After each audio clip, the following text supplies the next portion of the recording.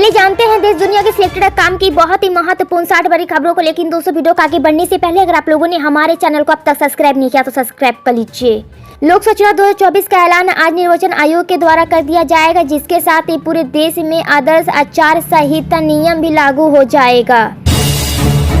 कांग्रेस नेता अधीर रंजन चौधरी ने प्रधानमंत्री नरेंद्र मोदी को पत्र लिखा, जिसमें उन्होंने सेंट्रल दिल्ली में पीएम मोदी के काफिले के कारण लगने वाले ट्रैफिक जाम को उजागर किया।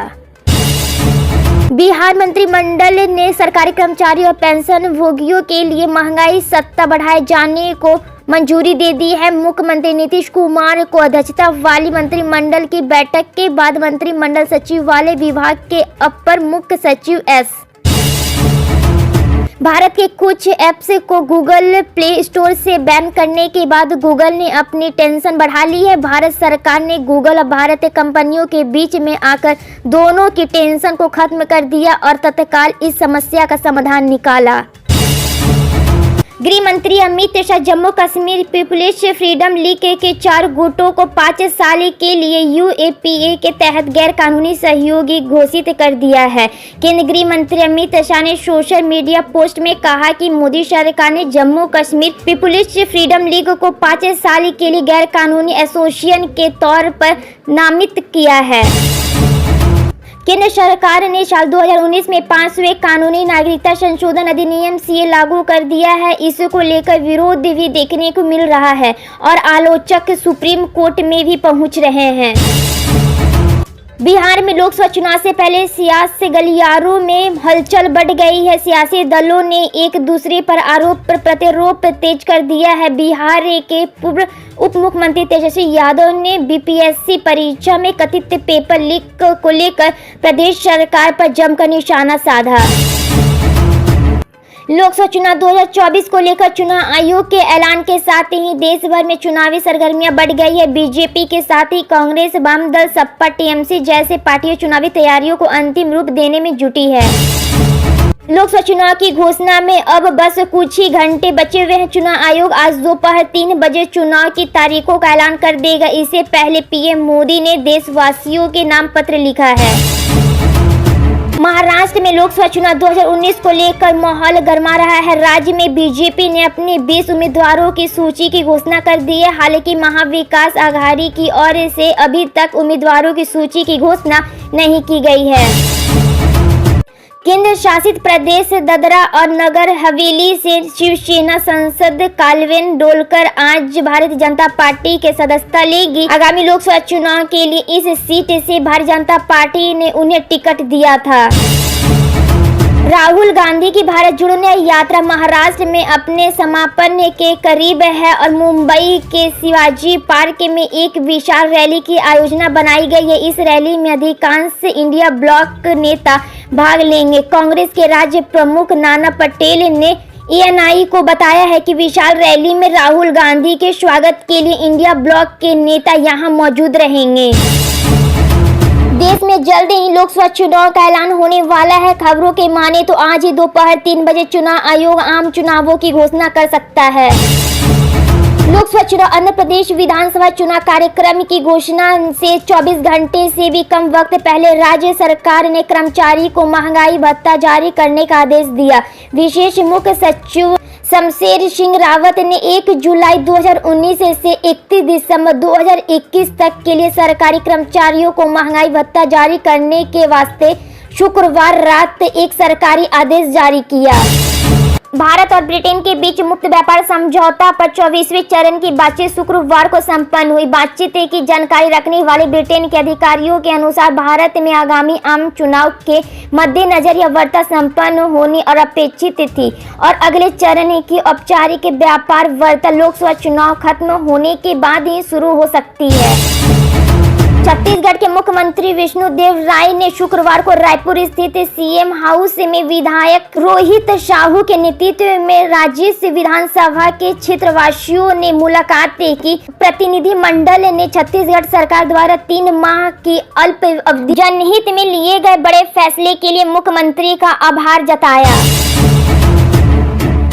दिल्ली के कथित शराब घोटाले से जुड़ी मनी लॉन्ड्रिंग मामले में दिल्ली के मुख्यमंत्री अरविंद केजरीवाल को फौरी राहत मिल गई है। दिल्ली की राउज एवेन्यू कोर्ट ने ईडी के संपन्न मामले में 15,000 के बेल ब्राउन के साथ केजरीवाल को जमानत दे दी है। लोकसभा चुनाव की घोषणा में अब बस कुछ ही घंटे बचे हैं। चुनाव आयोग आज दोपहर 3 बजे चुनाव की तारीखों का ऐलान कर देगा। इससे पहले पीएम मोदी ने राजन सुप्रीमो लालू यादव को आड़े हाथों लिया है। लोकसभा चुनाव के लिए तेलंगाना में भारतीय जनता पार्टी भाजपा के अभियान को गति देने के लिए प्रधानमंत्री नरेंद्र मोदी ने शुक्रवार शाम यहाँ मल्काजागिरी लोकसभा क्षेत्र में एक रोड शो किया।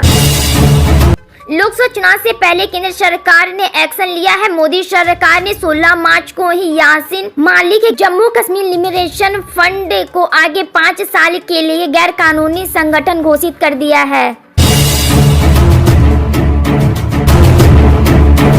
पश्चिम बंगाल की मुख्यमंत्री ममता बनर्जी को सिर में गंभीर चोट लगी है, जिसके बाद उन्हें अस्पताल में भर्ती कराया गया है। यह जानकारी सत्तारूढ़ भारतीय तृणमूल कांग्रेस ने दी है।